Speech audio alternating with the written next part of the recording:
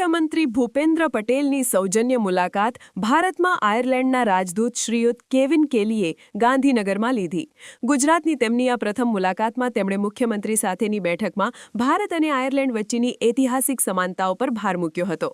તેમણે કહ્યું કે ગુજરાત અને આયર્લેન્ડ બે સાંસ્કૃતિક રીતે સમૃદ્ધ છે અને સાંસ્કૃતિક વિરાસતને મહત્વ આપે છે.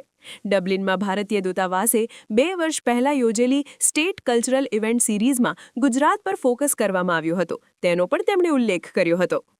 મુખ્યમંત્રી ભૂપેન્દ્ર પટેલે ગુજરાત અને આયર્લેન્ડ વચ્ચે પરસ્પર હિતના ક્ષેત્રો તરીકે aircraft leasing, semiconductor ecosystem, financial services અને એજ્યુકેશનમાં સહયોગ અંગે આ બેઠકમાં ચર્ચા પરામર્શ કર્યા હતા.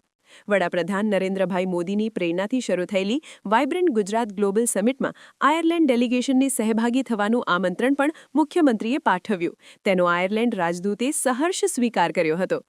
આ સૌજન્ય મુલાકાત બેઠકમાં ઉદ્યોગ વિભાગના અધિક મુખ્ય સચિવ મમતા વર્મા, મુખ્યમંત્રીના અધિક અગ્ર સચિવ ડોક્ટર વિક્રાંત પાંડે, ઉદ્યોગ કમિશનર પી સ્વરૂપ પણ ઉપસ્થિત રહ્યા હતા.